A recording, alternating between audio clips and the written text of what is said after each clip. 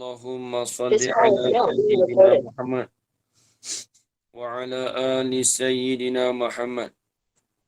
Subhanaka la ilma lana illa ma 'allamtana innaka antal alimul hakim. Qala rabbi shrah li sadri wa yassir li amri wahlul 'uqdatam min lisani yafqahu qawli. ولا حول ولا قوة إلا بالله العلي العظيم. ولا حول ولا قوة إلا بالله العلي العظيم. ولا حول ولا قوة إلا بالله العلي العظيم.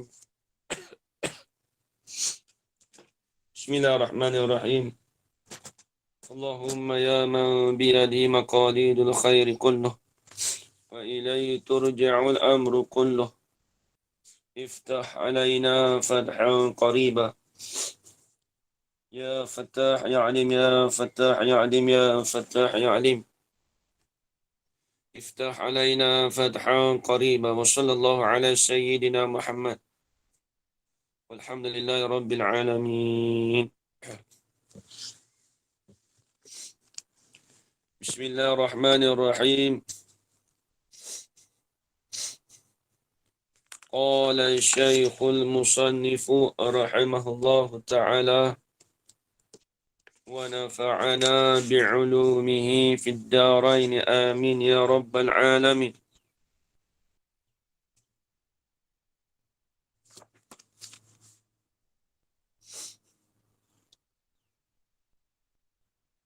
Mana kita Haji Kamal Zaman? Dan hendaklah orang melihat kambuk. Situ lah. Itu.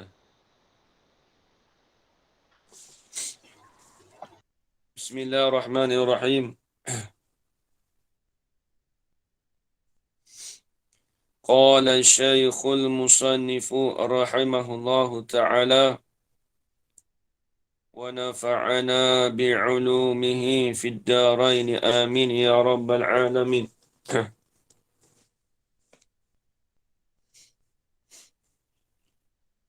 Dan hendaklah orang melihat akan buk ini, ketahui bahawasanya terjemah hamba ini ghalibnya dengan tafsir sahaja, bukan terjemah betul-betul.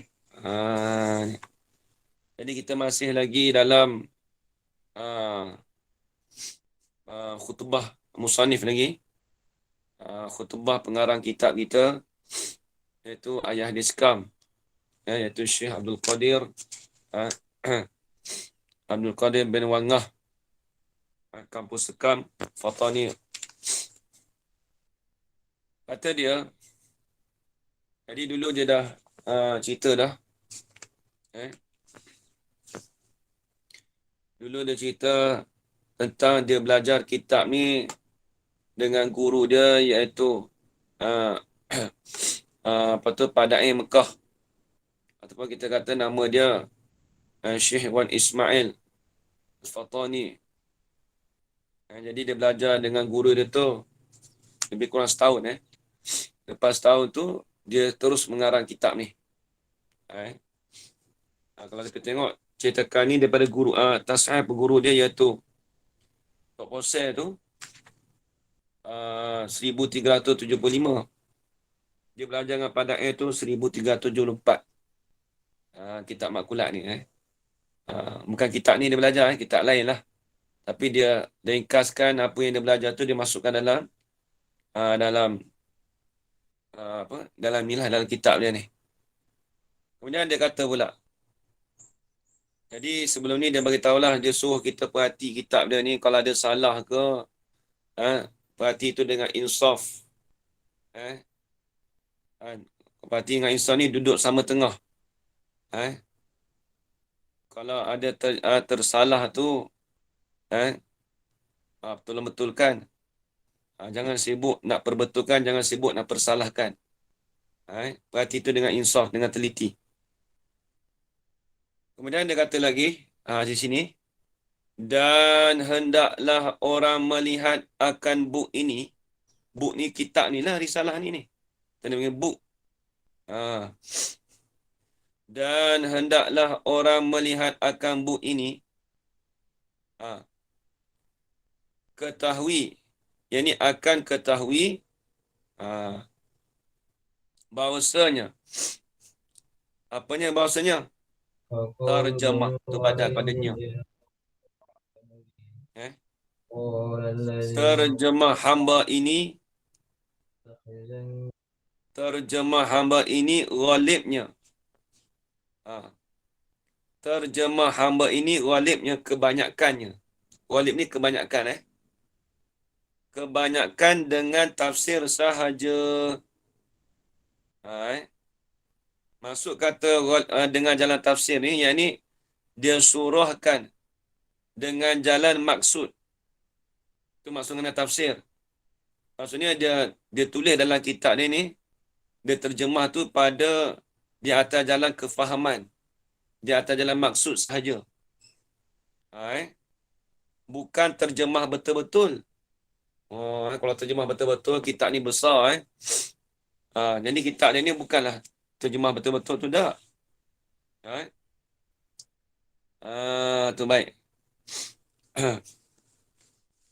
Kemudian, tu yang dia katakan bukan terjemah betul-betul. Sebab apa? Sebab apa dia tak terjemah betul-betul? Minta maaf. Sebab apa boleh kata hamba karang tadi tu dengan tafsir saja, bukan dengan terjemah betul-betul? Sebab apa? Kerana maklumlah Melayu kita tidak berapa cukup logatnya. Jadi Melayu kita, bahasa Melayu kita ni tak cukup dengan bahasa dia. Kadang-kadang kalau bahasa Arab dekat bahasa Melayu ni, dia bahasa Arab tu luas lagi bahasa dia. Kadang bahasa Melayu kita ni tak cukup logat. Tak cukup bahasa. Contoh, kita bagi satu contoh. Contoh kita kata bahasa Arab, nakid. Nakid dengan did. Nakid tu lawan. Did pun lawan juga. Cuma dia beza. Kalau nakid tu, kalau did tu, lawan bagi perkara yang wujudi. Kalau did, kalau nakid, kalau nakid lawan bukan dengan perkara yang wujudi. Contoh kita kata, apa tu? Wujud lawan apa? Wujud lawan tiada. Kita cakap lawan, masa Melayu kita cakap lawan. Tapi kalau dalam bahasa Arab, dia tak cakap lawan, dia kata nakid. Dia kata nakid situ. Contoh kita kata kudrat. Kudrat lawan apa? Lawan lemah. Kita cakap lawan bahasa Melayu kita. Nak kata bahasa kita tak cukup. Kalau bahasa Arab, dia tak panggil lawan. Dia kata lawan juga, tapi lawan tu dengan mana wujudi apa dia? Dia panggil did. Dia panggil did. Didun tu lah. Tu beza. Nak cerita bahasa Melayu kita ni, dia tak semacam luas macam bahasa Arab. Sebab tu dia terjemah secara tafsir sahaja. Sebab tu dia kata, kerana maklumlah, Melayu kita tidak berapa cukup logatnya. Logat ni bahasa. Bahasanya, bahasa Melayu tu tak cukup, dia kata. Dan juga cakapan hamba ini ialah logat darat sahaja. Jadi bahasa ayat diskam ni bahasa daratan, bahasa kampung kita panggil, bahasa hulu. Jadi yang diskam ni dia tulis ni, bahasa dia tu cakapan dia bahasa daratan. Kalau logat tani ni, dia ada logat tani ni banyak bahasa. Tani ni bukan bahasa satu logat je. Kalau belah golok tu nak macam, kalau di sebelah golok tu bahasa logat dia nak macam ke Kelantan sikit. Kalau Patani tu, kalau Patani sungguh tu, kalau Nara Tiwak setengah-setengah tu dia nak pergi ke bahasa Kelantan sikit. Nak sama. Kalau atas sikit daripada, kalau Jala tu naik ke atas ke Patani tu, dia bahasa lain sikit. Kalau dekat Songkla tu lain sikit. Segorok. Dia bahasa lain. Kalau di petani, botol dia tak panggil botol, dia panggil jebur. Orang dulu panggil jebur. Jebur. Kalau orang Kelantan panggil botol lah, botol. Sana dia tak panggil betul, dia panggil botol, dia panggil jebur. Tu bahasa dia tu bahasa petani, lorat dia. Jadi ayat sekam ni lorat petani lah. Lorat petani di sebelah sekam tu. Jadi bahasa dia dalam ni pelik-pelik sikit lah. Kita mungkin tak pernah dengar ke. Mari tengok. Saya pun kalau kitab ni tak mengaji pun saya tak berani baca juga. Bang ni pun gagah dia 2 kali mengaji, dia tak berani nak baca. Tengok. Jadi dia kata, dan pula cakapan hamba ini ialah lorat darat sahaja. Sebab apa kata dia guna lorat darat? Kerana maklumlah hamba orang darat. Dia ni orang darat. Orang hulu, orang kampung. Tengok orang kampung jadi orang alim. Tengok, Tengok dia kata, maka sekiranya jika yang hilir-hilir renti dengan jalan yang lain, hendaklah diamalkan dan disalinkan suruhan. Tengok ni. Maka sekiranya jika yang hilir-hilir ni orang bandar. Macam kita ni orang bandar ni. Renti tu faham lah. Reti tu lah. Reti tu faham. Kalau ada orang hilir faham tu, dengan jalan yang lain. Contoh kalau dia faham dengan lain. Hendaklah diamalkan, hendaklah diperlakukan dan disalingkan suruhan. Lepas tu kitab ni, kalau kita faham tu betul-betul, kalau kita dah faham tu dengan bahasa kita, kita tulis lain. Salin kat lain. Salin dengan lain. Tu. Tak silap saya, kitab ayat di sekam ni, Allah Alam betul ke tak ada pelajar UM ke apa. Dia ada terjemah. Dia buat salin bahasa lain. Bahasa KL lah. Bahasa KL tak silap. Dia ada bawa dekat, dia jumpa dengan apa tu, Abang Selamat, dengan Ustaz Dim nanti Baba Dim nanti tu, budak perempuan tu dia makulat power juga tu. Dia budak perempuan tu, dia makulat budak muda lah, budak you. Tadi tak silap saya, kitab ni disalin balik, dia salin dalam bentuk cakapan bahasa mudah lah, bahasa KL ni lah. Sebab Ustaz dia pun pernah ngajar dekat UM kitab ni juga. Habis. Jadi kalau siapa yang dah reti tu, surahan tu tulis dalam bahasa kita sendirilah.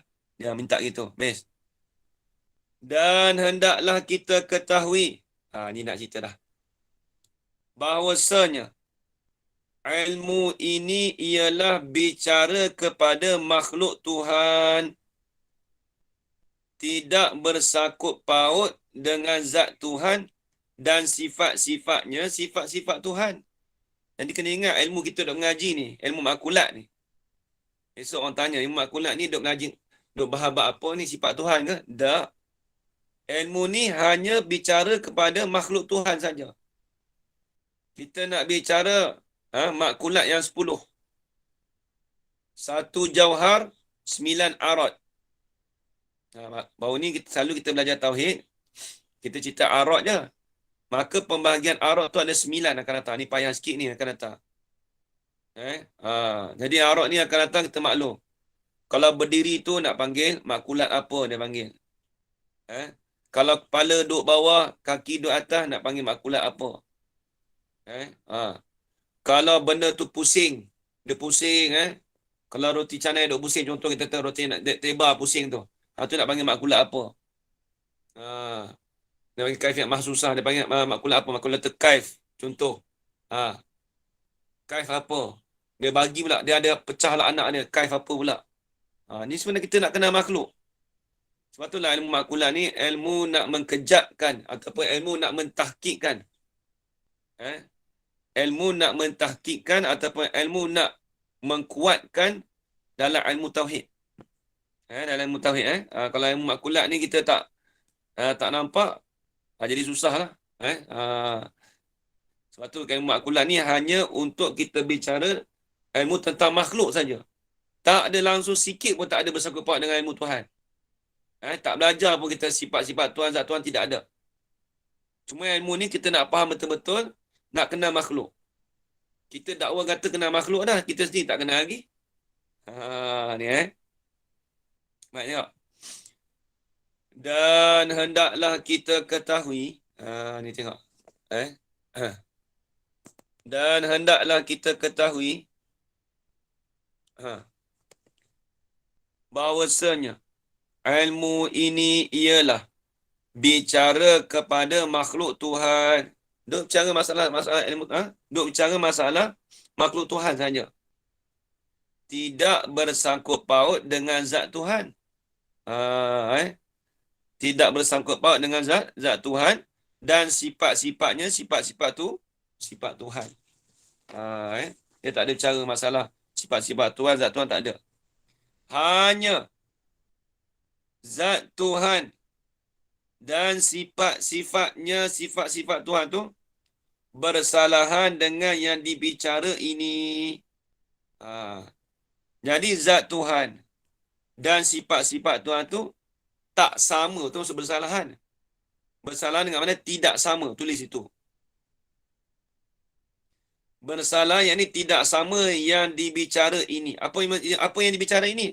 Tulis itu, iaitu ilmu makulat. Jadi zat Tuhan dengan sifat Tuhan tu dia tak sama dia dalam pembicaraan ini. Pembicaraan apa? Pembicaraan dalam ilmu makulat. Dia tak sama. Tadi baik, habis itu.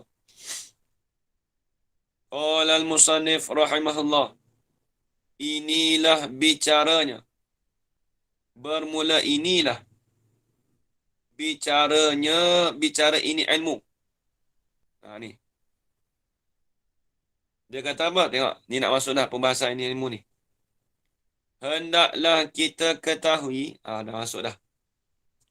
Hendaklah kita ketahui bahawasanya. Hendaklah kita ketahui bahawasanya. Sekalian makhluk Tuhan. Apa maksud kata sekalian makhluk Tuhan?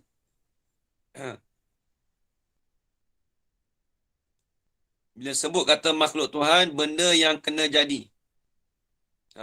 Hendaklah kita ketahui bahawasanya sekalian makhluk Tuhan, yakni benda yang Tuhan menjadi kesemuanya. Benda yang Tuhan menjadi kesemuanya itu, tidak lepas sekali-kali daripada dua perkara. Tidak lepas sekali-kali daripada dua perkara namanya. Jadi, kena ingat. Bila sebut kata makhluk ni, dia tak lepas daripada dua perkara ni. Dia tidak terlepas daripada dua perkara ni. Mesti kena ada. Wajib kena ada. Dia tak lepas dari dua perkara ni. Mana dia? Dua perkara tu. Ni tengok. Pertamanya. Badal lah tu. Pertamanya jauhar. Dan keduanya arad. Jadi dua perkara ni lah. Jauhar dan arad. Jauhar ni kalau orang tanya ni apa beza Ustaz jauhar dengan jirim? Jauhar istilah dia dalam ilmu makulat. Aja kawan zaman Jauhar ni istilah dalam ilmu makulat. Adapun jirim istilah dalam ilmu tauhid. Hakikatnya sama kedua-dua tu. Takrifnya sama, cuma jauhar tu istilah dalam ilmu makulat. Adapun jirim istilah dalam ilmu tauhid. Cuma ada kalanya dalam ilmu tauhid disebut juga jauhar, tapi jauhar firib. Jauhar firib itu perkara yang tidak boleh dibelah bahagi, yang tak nampak dengan panca indera kita. Baik. Maka bila sebut kata jauhar, dia sama dengan jirim. Akan datang dibahaslah. Jauhar tu apa? Jadi depan tu ada jauhar takrifnya. Kalau arat ni kita panggil apa? Sifat. Sebab tu di Tuhan kita tak boleh cakap sifat.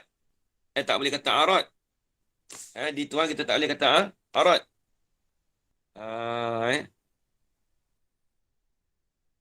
Tengok. Kata dia, maka jauhar itu. Dia nak tafsir lah tu. Tufah tafsir lah tu. Apabila kita dah tahu makhluk ni tak lepas daripada dua perkara. Pertama jauhar, kedua arat. Maka dia nak takrifkan apa itu jauhar. Arat nanti akan datang. Maka jauhar itu. Dia kita maklum. Kalau jirim, dia jauhar ni dia umum. Jauhar dengan jin satu makna. Tapi kalau jisim, dia makna lain. Kalau jisim, benda yang boleh dibelah bahagi. Jangan zaman, Kalau jisim, benda yang boleh dibelah bahagi. Kalau jirim dengan jauhar, itu makna sama. Kalau jirim dengan jauhar, itu makna sama. Kalau arat, tulis itu. Arat ialah segala sifat-sifat yang baharu. Tulis itu. Arat ialah segala sifat-sifat yang baharu. Itu panggil arat. Arat ni segala sifat-sifat yang baharu. Maksud baharu ni apa? Kita maklum kalau baharu dalam kitab Faridatul Faraid, baharu-baharu ni ada dia kemudian daripada tak ada. Itu baharu. Maksudnya ada dia tu didahulukan dengan tak ada. Itu baharu. Sebab tu dia kata segala sifat-sifat baharu, dia tak sebut segala sifat-sifat makhluk. Dia tak sebut segala sifat-sifat mungkin. Dia tak sebut. Sebab baharu ni definisi dia lain dengan mungkin. Baharu ada dia kemudian daripada tak ada.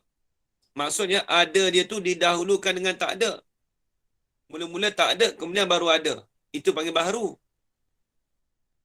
Ada pun mungkin. Mungkin tu makna lain. Boleh terima ada, boleh terima tiada.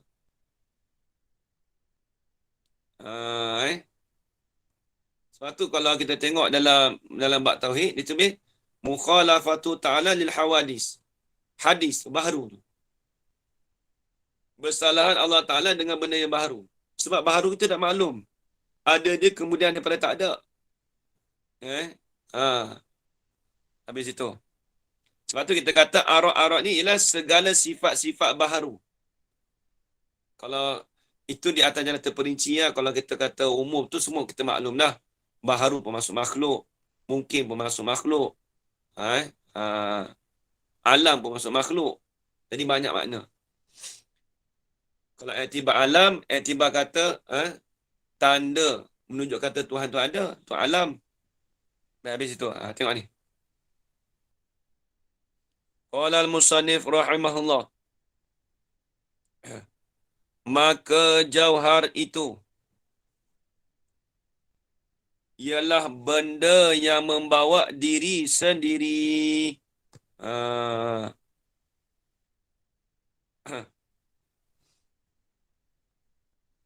Tengok dia kata angka 1 kat tepi tu. Katanya yang membawa diri sendiri ila akhirihi.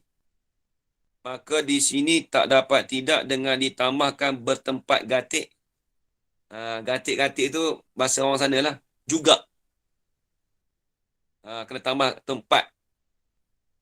Yang ini soalan kata benda yang membawa diri sendiri yang bertempat. Kerana maklumlah kita duduk bicara zat makhluk. Demikianlah juga dikatakan pada bicara jauhar pada muka 30. Nanti akan datang lah. Jauhar nanti dia bahas. Ni dia akan cerita secara umum dulu.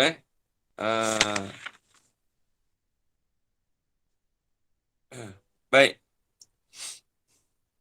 Qala al-musannif rahimahullah. Jadi dia kena sertakan dengan tambah dengan tempat sekali. Sebab kita bicara masalah makhluk, bila makhluk ni dia tak lepas daripada bertempat. Tu kena faham situ bila sebut makhluk dia tidak lepas daripada bertempat. Dia kata jauhar itu ialah benda yang membawa diri. Benda yang membawa diri sendiri. Benda yang membawa diri sendiri. Apa maksud membawa diri sendiri? Dobit situ. Yakni yang tidak menumpang sesiapa. Ini dobit dia tu Saleh dulu ni. Yakni yang tidak menumpang pada sesiapa. Kata diri sendiri tu, dia tak berhajat, maksudnya tidak menumpang pada sesiapa. Itu dobit boleh Tok Saleh dululah. Maksudnya dia tak menumpang sesiapa. Ada dia dengan sendiri. Selagi dia nak surah kat kita macam mana yang dia katakan ada dengan sendiri tu. Ni. Macam mana yang dia katakan membawa diri sendiri. Ni nak taswir. Dia nak bagi gambaran pada kita. Tu dengan mana gambaran. Dia sebenarnya bahasa Arab juga tu. Tengok. Macam mana yang dia katakan jauhar itu benda perkara yang membawa diri sendiri. Maksud diri sendiri itu maksudnya dia tidak menumpang pada sesiapa. Ada dia dengan sendiri. Macam mana? Dengan tidak terhenti dan tegahar. Tegahar tu kena ingat tu bahasa tani tu. Bukan tegah. Kalau kitab Rumi tulis apa tu? Kat ini. Tugahar. Tegahar juga Ustaz. Hinggap Ustaz. Hinggap. Dia tegahar apa tu dalam bracket hinggap. Mana tidak bersangkut. Tidak bersangkut paut. Bergantung Ustaz. Kitab Rumi bergantung Kalau kitab saya bergantung. Kalau kitab saya dulu kalau ngaji Tok Saleh tu dia kata masuk kata tegah tu dan tegah tu dipanggil atau tafsir pada kata terhenti. Maksud tidak bersangkut paut. Tidak bergantung memulih. Tidak bersangkut paut ada dia. Dia apa? Dia tu jauhar itu. Dengan tumpan tenggap dan berjelira. Tengok tu. Tengok bahasa dia. Nampak tu? Nanti tengok. Dengan tumpan. Tumpan ni menumpang lah. Menumpang. Tenggap. Tenggap ni lekat. Maksudnya tidak bertepek. Tidak melekat. Jadi dia tidak bersangkut paut. Dia jauhar itu. Dengan menumpan. Tupan-tupan tu menumpang lah. Tupai. Orang sana lagi tupai. Tupai bagaimana? Tupai lah. Tupai menumpang lah. Tapi dia baca bahasa daratan. Kan dia dah bagi tahu tadi dah. Jangan salahkan dia. Dia bagi tahu dah. Dia ni orang daratan. Jadi bahasa dia tu pun bahasa daratan juga. Jangan termarah ni apa ni tupai ni. Tupan ni. Tupan tu dengan tupai tu menumpang. Menumpang tenggap. Bukan tangkap Kitab Rumi tu ni apa tu? Ustaz Nuzul. Sini lagi lawak tu dia tangkup tu. Bukan tangkap tu, silap tu. Tenggap Tenggap. Dia negak tu, tenggap. Bukan tangkap, bukan tangkup. Siap tu dah. Tumpang tu tumpang lah. Kat sini cuba tangkup pula. Tumpang lekat Ustaz. Ustaz Rumi. Betul, tumpang lekat. Dia tulis tumpang lekat apa? Tenggap tu dia baca mana nak baca? Tak, dia tulis tupan tenggap. Dalam kurungan dia bagi makna tumpang lekat. Bolehlah. Tumpang lekat boleh ataupun menumpang dengan mana lekat boleh. Maksudnya bertepek lah. Maksudnya dia melekat lah. Kalau orang sana panggil bertepek. Maksudnya nak cerita apa? Nak cerita kata jauhar tu dia tidak dia bertumpan. Menumpang pada yang lain. Ada dia tu dengan sendiri. Maksudnya tidak berhajat pada nak melekat dengan benda lain tak. Itu maksud dia. Dan berjelira. Berjelira. Dia macam berjelira. Bukan gitu. Dia bahasa petani. Berjelira. Berjelira ni, kalau kalau saya tulis dulu, seperti keras pada batu. Bukannya di luar sahaja. Dan berjelira pada benda yang lain. Dia berjelira numpang juga. Tapi maksudnya, dia tidak menumpang. Contoh kita keras. Keras pada batu. Keras tu numpang pada batu, betul tak? Keras tu numpang pada batu. Dan dia juga tu bukan macam berjelira. Macam contoh kita keras pada batu. Tak. Kita kata apa lagi? Benda wujudi. Masin, manis pada gula. Atau panggil berjelira tu. Bukan berjelira sedap tu, takut bahasa Kelantan lain lah. Jelira. Bukan itu, Kat sini tulis meresap ke segenap anggota tubuh. Ikut Apa? Kamus Dewan. Meresap ke segenap anggota tubuh. Ikut Kamus Dewan. Bahasa tu tinggi sangat tu, takut tak faham tu. Meresap, Tapi saya dobit dengan Tok Saleh dulu. Nak dobit boleh? Seperti keras pada batu. Bukan di luarnya sahaja. Nah, cerita kata dia tu tidak melekat, tak berjelira, tidak meresap atau boleh tidak meresap, seperti batu, seperti keras pada batu itulah. Tu berjelira. Payah juga bahasa dia, Kitab Rumi sebati, Ustaz. Sebati. Banyak sangat terjemahan. Sebati pun boleh. Sebati maksudnya, laut. Kalau petani panggil tidak semakung. Tidak semakung ni payah juga. Tidak. Saya tahu bahasa petani tu. Kalau orang sana panggil tidak semakung ni, dia tidak meresap lah. Benda kata.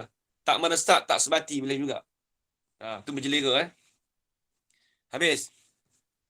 Tak berjelira tu pada yang tak kena. Pada benda yang lain.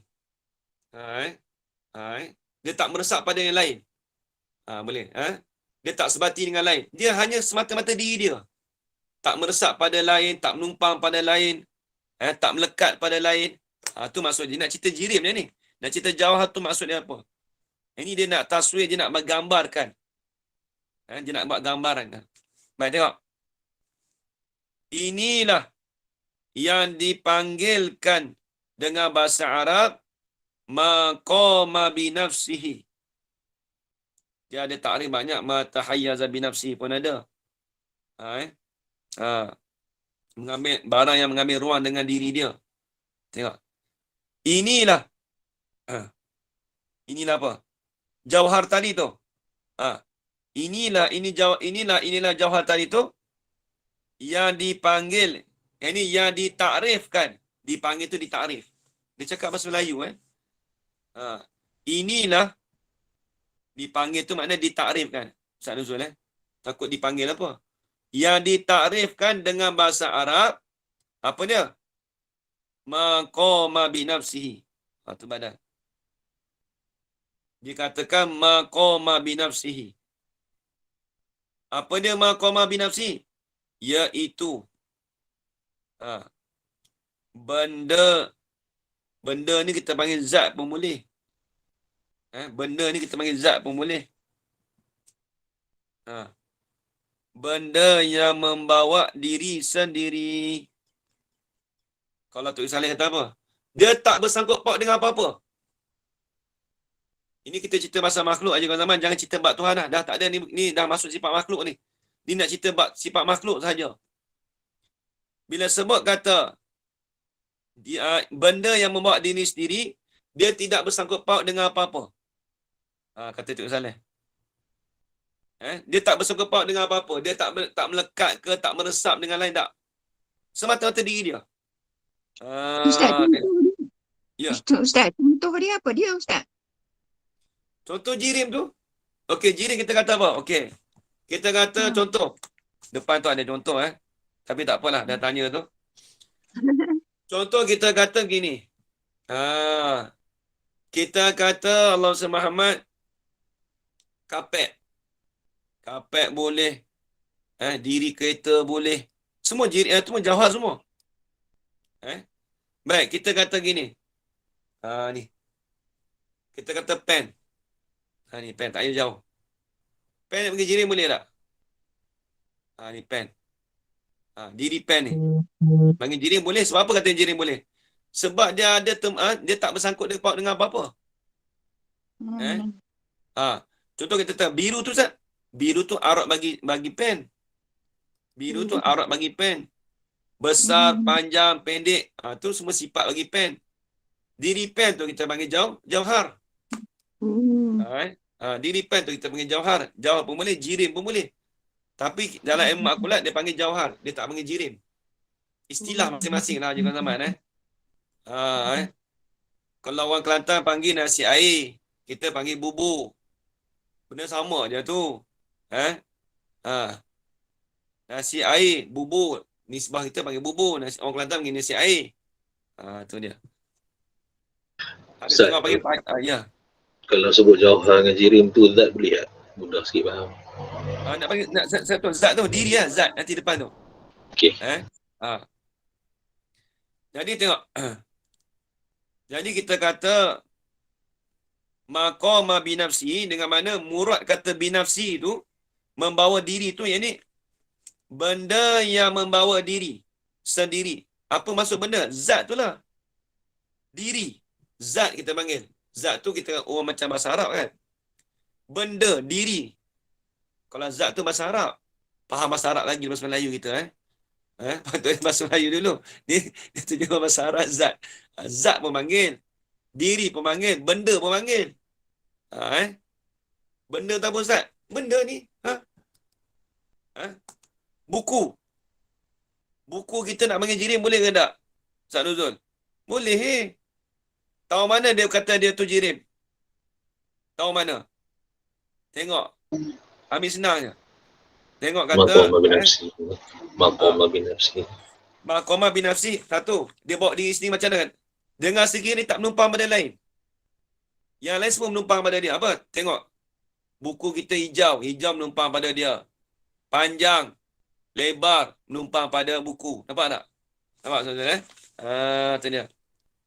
Jadi kalau kata yang disekam ini perkataan yang disekam bahasa kampung, dia kata tiap-tiap benda yang sekiranya jikalau benda lain tu duduk pada tempat dia, dia tak boleh duduk. Dia kena lari. Itu bahasa kampung. Tiap-tiap benda, ini kata ni ayat disekam. Tiap-tiap benda yang sekiranya benda lain tu duduk pada tempat dia, dia tak boleh duduk kat situ. Dia mesti kena lari. Ni contoh. Ni tengok ni, pen. Saya kata saya letak sini lah. Kat buku ni kan. Nah, pen duduk kat sini. Pen ni duduk kat sini duduk kat atas ni. Lepas tu saya alihkan dia. Pak, dia lari tak? Pen ni lari tak? Dia ada dua pen ni. Saya akan alihkan dia. Lari tak tempat dia? Lari. Dia tak boleh duduk. Dia akan datang depan tu ada. Masalah jirim tengok je nak bahas. Tengok. Qala al-musannif rahimahullah. Iaitu jauhar tu. Benda yang membawa diri sendiri. Maksudnya dia tak bersangkut paut dengan apa-apa. Maka, tafriq. Apabila kita terjemah bahasa Arab itu dengan katanya. Dengan kata barang yang berdiri dengan sendiri. Maka payah. Apa payah? Tulis. Maka payah, yang ni payah nak faham. Maka payah ini payah nak faham. Maka payah ini payah nak faham. Tulisan ya. Lebih di situ. Dan lambat sampai kepada maksud. Dan kalau kita terjemah maqama binafsi tu, Ustaz Nuzul barang yang berdiri dengan sendiri, kita tak faham tu. Takrif begitu. Maka payah, ini payah nak faham. Kalau kita ambil takrif gitu aja kalau zaman, nak faham payah. Barang yang berdiri dengan sendiri. Apa Ustaz? Tak faham. Memang tak faham lah. maka payah. Ini payah nak faham dan lambat sampai kepada maksud dan berhajat kepada hurai. Dan surah pula akan maksud. Surah tu apa? Maksud berhajat kepada nak menghurai dan berhajat kepada nak mensurah tu samalah. Mensurah ni nak surah kepada orang.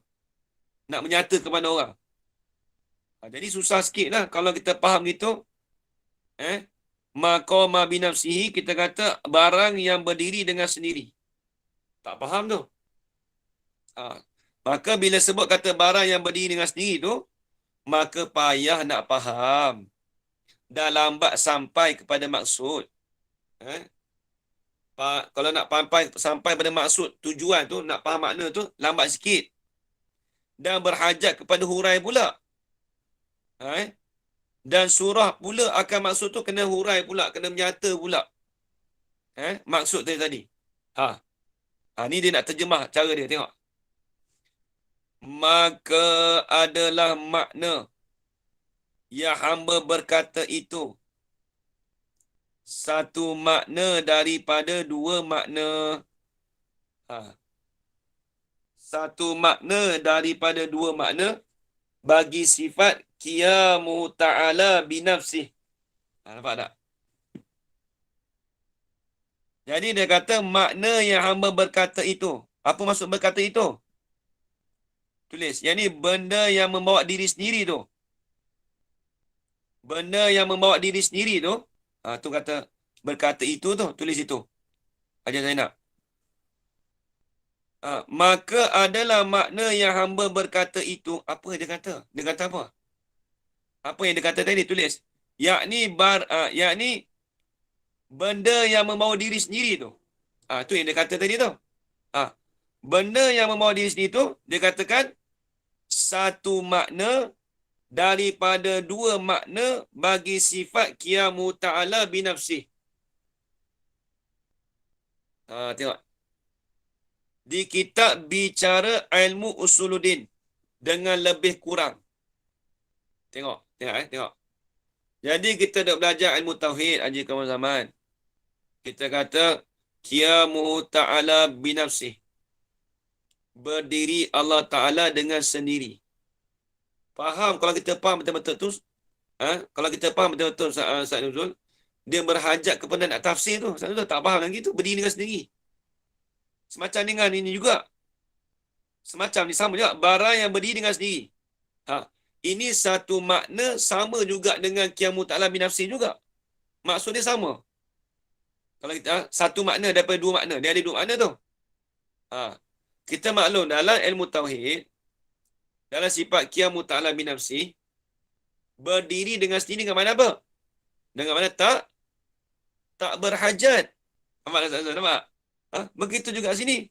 Jauhar. Kita kata jirim, jauhar. Dia bawa diri sendiri. Maksudnya apa? Dia tidak berhajat, dia tidak bersangkut paut dengan benda yang lain. Nampak tak? Itu maksud dia. Sebab tu dia kata, maka adalah makna yang hamba berkata itu, yang ni benda yang membawa diri sendiri tu. Satu makna daripada dua makna bagi sifat qiyamu ta'ala binafsih. Maksud dia sama lebih kurang. Di kitab bicara ilmu usuluddin dengan lebih kurang, dia kata. Maknanya zat, Ustaz. Ya? Maknanya zat lah. Zat lah. Tapi Zat. itu zat Tuhan, ini zat makhluk. Tu bezanya. Yelah, itu beza dia maksudnya. Beza dia. Habis tu. Ini zat makhluk. Cuma makna dia nak lebih kurang maqama binafsih tadi tu. Baik, habis. Maka adalah ketentuan bagi jauhar itu beberapa perkara. Ni tengok. Ni nak kenal jauhar tu lagu mana. Rupa dia.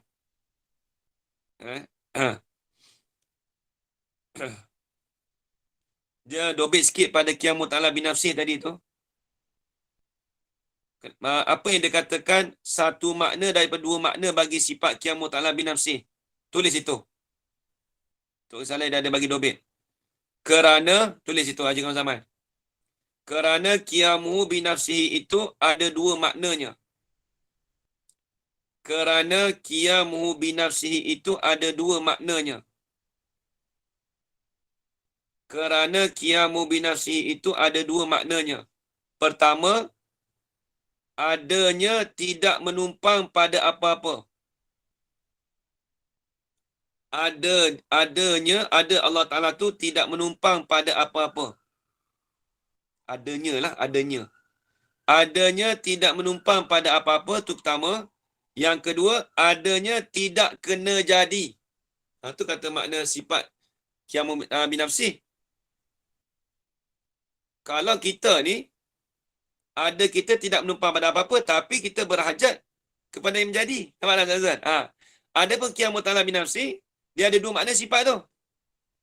Makna yang pertama, tidak menumpang pada apa-apa. Makna kedua, ada dia tu tidak kena jadi. Tu maksud dia. Jangan sama. So kalau orang tanya, satu makna daripada dua makna bagi sifat qiyamu ta'ala binafsih. Dia ada satu makna, dia tak ada dua makna. Kalau dua makna kita ni, maksudnya kita ni tak kena jadilah. Tu nampak tak? Sebab makna qiyamu ta'ala binafsih ni, dia ada dua makna situ. Makna pertama, ada dia tidak menumpang pada yang lain. Makna kedua, ada dia tu tidak kena jadi. Nampak lagi? Ada kita kena jadi, Ustaz. Ada makhluk itu kena jadi. Itu Ada, tapi cuma yang sama apa? Dia tak menumpang pada apa-apa. Itu bagi jirim tu. Satu Itu patut dia dia. kata, satu makna daripada dua makna bagi sifat. Sifat qiyamu ta'ala binafsih. Satu je, bukan dua. Satu saja. Apa yang satu sama tu? Apa yang sama dia? Iaitu tidak menumpang pada apa-apa. Tu jirim. Adapun kita ni berhajat pada kena jadi. Tu maksud dia. Habis itu. Baik. Tu kena faham elok-elok tu. Maka adalah ketentuan bagi jauhar itu. Ni ada dobit pada Tok Guru Saleh. Dia kata jauhar tu tulis tepi. Tulis di tepi. Yakni berhajat kepada orang. Berhajat kepada orang untuk zatnya. Jikalau jirim itu besar, ruangnya besar. Jikalau jirim itu besar, ruangnya pun besar. Sekali lagi, Ustaz. Sekali lagi. Ulang balik. Ini saya nanti jap. Ini dia maksud bagi jauhar itu beberapa perkara kan. Apa maksud kata beberapa perkara tu? Saya ulang balik. Yakni berhajat kepada ruang untuk zatnya. Berhajat kepada ruang untuk zatnya. Untuk dirinya tu lah zatnya tu. Yakni berhajat kepada ruang untuk zatnya. Jikalau jirim itu besar, ruangnya pun besar. Jikalau jirim itu besar, ruangnya pun besar. Sikit lagi. Panjang sikit ni. Dan maksud dengan lapang di sini,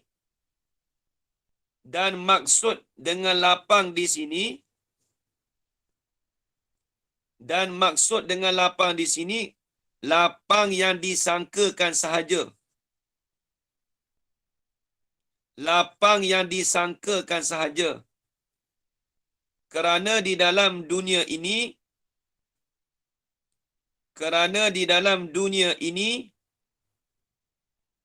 tidak ada lagi satu tempat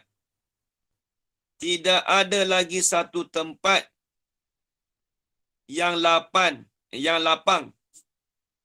Tidak ada lagi satu tempat yang lapang, hanya sudah penuh dengan udara. Hanya sudah penuh dengan udara. Saya ambil betul-betul daripada Nobita Tok Saleh tu. Hanya sudah penuh dengan udara. Itu maksud dia. Jadi maksudnya apa? Tengok saya nak urai. Jadi dia kata jirim tu, dia kata berhajat kepada ruang untuk zatnya. Untuk diri dia tu berhajat pada ruang. Macam kita ni. Ajar zaman. Berhajat pada ruang nak apabila kita duduk. Berhajat. Jikalau jirib itu besar, ruangnya pun besar. Saya besar mana?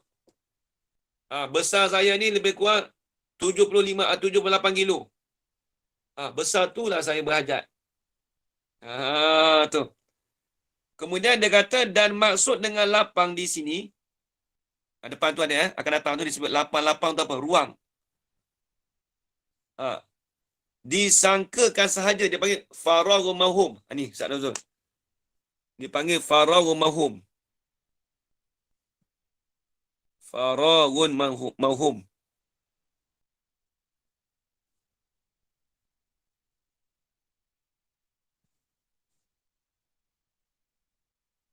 Mauhumun. Lapang yang disangkakan saja. Kata penuh dah. Faragh mahum ni, kita panggil lapang yang disangka. Kerana di dalam dunia ini tidak ada lagi satu tempat yang lapang. Kat dunia ni, dah tak ada dah lapang. Kita kata ada lapang ni. Semua dah dipenuh dah. Ni tengok dia kata. Tidak ada lagi tempat yang lapang, hanya sudah penuh dengan udara. Semua penuh udara dah sebenarnya. Kita sangka kata dah ada kosong lagi, Ustaz Nuzul.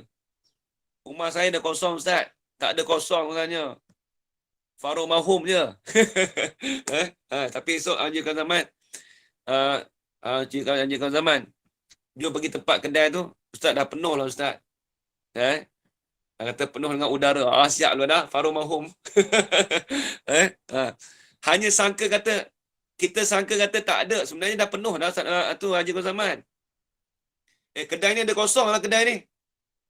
Penuh dah. Mana dalam dunia ni? Jangan bahas kot makulat tu anjurkan zaman. Dia bahas kot makulat ni. Dia kata, ini semua dah dipenuhi dengan faragh mahum. Siap lu dah. Habis. Faragh mahum tu ni apa tak tahu dah. Ustaz, faragh mahum tu apa, Ustaz? Faragh mahum ni lapang yang disangkakan saja. Kata dah penuh. Lapang ruangan. Ruangan yang disangkakan. Kita kata sangka rumah ni kosong lagi. Padahal tak kosong. Dah dalam dunia ni dah dipenuhi dengan udara. Ni masuk sains dah ni. Ni makulat ni sains dah ni. Fizik. Fizik Fizik. Baik, habis. Habis itu. Tu Dok Bita Tok Saleh lah. Boleh pakai lafaz ni Ustaz kalau tak nak belanja orang. Boleh pakai lafaz ni kalau tak nak belanja orang. Penuh dah.